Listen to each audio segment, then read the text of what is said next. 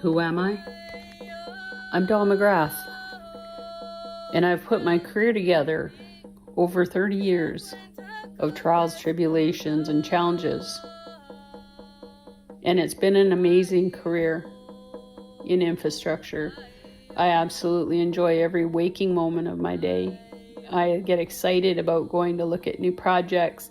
I like the diversity of my work environment. I love the diversity of the people that I work around and surround myself with.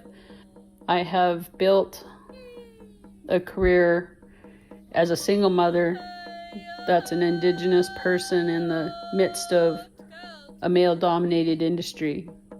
It took surrounding myself with colleagues, supervisors, professors, mentors that were truly invested in my well-being and were looking to teach as I was looking to learn. Really celebrate the crews that I've worked with. I've learned a lot from the people that are on the job, walking alongside me, and it's encouraging just to see how much knowledge is actually on an infrastructure site. The one thing I really enjoy about my job is how diverse it is with skill set and troubleshooting stakeholders. You really never know what the day is going to bring. It could be a pipeline that needs to be inspected. It could be a water main break. It can be a landslide crossing over the highway. It can be an evacuation for a community. It can be helicopter flights to check the territory to see where the impacts of fire and soil erosion are undertaking. It can be conversations with the minister. It can be conversations with legal. It is an ongoing puzzle that you're constantly trying to solve. I absolutely encourage those that are not sure what to do with themselves, take a serious look. It's still an industry where you're only as good as your word, and your word matters. A handshake still counts.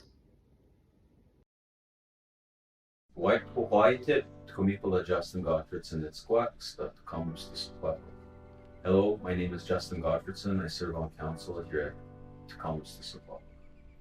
We have the unique challenge of living in this first world country, in a first world where we have all of the modern amenities, but we have to carry our culture and our practices and our ways in everything that we do, but they have to meld with this modern world that we find ourselves in, with responsibilities, and we require that of our non-Indigenous partners. We expect them to be open-minded.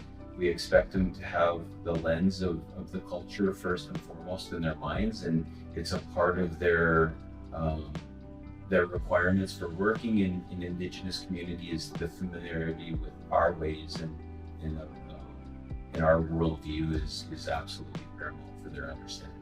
I think predominantly our needs within the community are in forms of lighting, road advancements, and proper sustainable road structures. We deal with erosion issues and loss of land.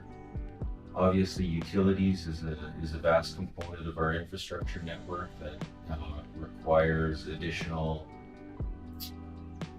assets being added to it on a continual basis to meet the needs of our growth and projected growth. Housing is a big piece of infrastructure that most First Nations communities have issues and troubles with, hurdles and bottlenecks. And those are some of the things that are predominant. And I think that the youth of today are incredibly adaptable. It's inspirational to see how diverse our youth are going to be and resilient. And I think our culture is alive and well in our people today.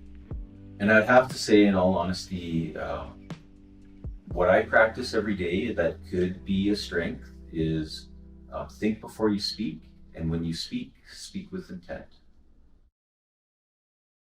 Well, my name is Don Ignace from Skeetcheston.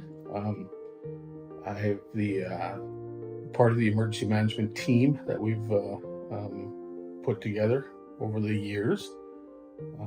I'm the when there's an emergency, an emergency operations center has been activated, I've become the incident commander for the community. Currently my job here is the operations manager for Skeetchestn Natural Resources. I had all really started one of our first emergencies we had in the community. Was we lost an elder in the river while he was fishing, and so we had set up an emergency had been declared, and we set up an incident command there, and that was some of our first real incident command, and are using that system in place to search for him. Then 2017 was the next large emergency.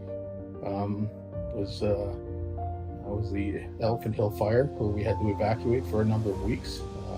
The incident command was set up, and we monitored those fires and making sure that fires weren't going to affect the Deadman Valley so much. And COVID, another emergency, hit it. Of course, we all know 2019, 2020, 2021, all impact. So our response to that was shutting things down around here, and education of our community was a big thing for us, to make them understand that what to do, what not to do, and it seemed to work well for us here. These are the emergencies that we just recently had. It was the Sparks Lake and Tremont Creek fire, which we evacuated again. But we've also got a number of huge pipelines going through our territory. And other emergencies we're looking at now because of climate change. We're looking at heat and the temperatures, extreme temperatures, either hot or cold. We're looking at hot temperatures annually now. Potentials for earthquake. We've got transportation corridors. We've got 2 railways going through our territory here, close to our community. We got the Trans-Canada Highway. Like I say, we got those transportation corridors that carry dangerous goods. You never know what could happen there. So earthquakes, floods is another one that we're starting to deal with on an annual basis. 2023 here this year, we're just kind of getting through the impacts of the Sparks Lake fire on the Deadman watershed, and the rains and the snow melt that we had, and the flooding. A lot of agricultural land was flooded. Our infrastructure was protected because we had kind of protected that infrastructure. Our bridges were very dependent on bridges. So we protected those after the fire of 2021, before the first freshet of 2022. So we were fortunate to have that done, and they held up again in 2023. Well, and that's the big thing here, and that's one of the things where Elephant Hill was very difficult. We spent a lot of time over there hunting and gathering. Still, really not. We're doing a little bit of gathering over in that side of our territory now, but which is to the kind of the west and then to the northwest of our community.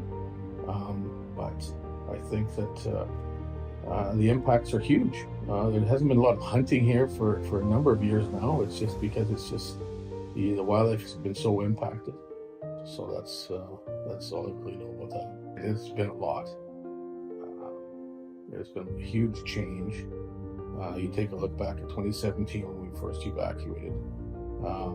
People understood what it was about, and didn't really understand about it, but it was really difficult on them. But we kind of, because of the information we were handing out to them, things, they were on top of it. There was a lot of news around it, so they understood kind of what we were telling them as well. We were more up to date than some of the news that was out there, because everybody was worried about their homes. We had to reassure them that we were looking after things like that. So just being displaced in general. Some people are not very social, and that can be very, very mentally challenging to some people. I mean, I look at those people as I'm very proud of them. They left. Not that I wanted to leave, but for me to leave would be a bigger thing than for me to stay in an emergency. They trusted us to kind of look after things the way that they did, so I was very, very happy about that. Honored that they would kind of entrust us to look after their homes and their livelihoods here. When you're displaced, it's very hard on you. You don't know how to act. You don't know how to deal with things. So, mentally, over the years, 2017 through COVID has changed the world. Never mind just our community. It's just like I say, I'm just on a daily basis. I know a guy who knows a guy. So I think the capacity comes from just the long-term community members that have been committed, either working within the community or have a very strong community spirit, because everybody always knows that it takes a community to raise a child, sort of thing. So we've always looked at it that way. Just the leadership I have is just knowing a lot of knowledge around the area, the people, where I might be able to find something that can assist us, if it's equipment, if it's personnel, if it's through our relationships at different areas. Just having that knowledge is kind of a strong strength for myself and a number of others that are part of the emergency management team.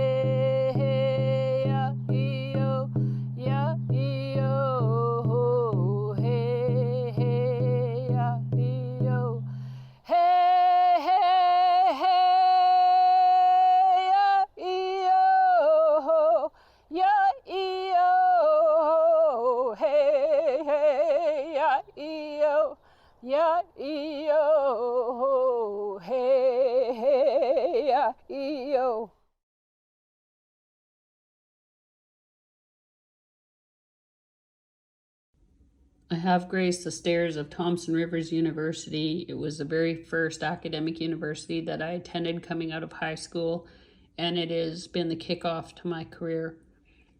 People within the academic environment have been very inspirational to me, helping find the education path that complements the experience that I now carry in industry, and for that I'll always be grateful.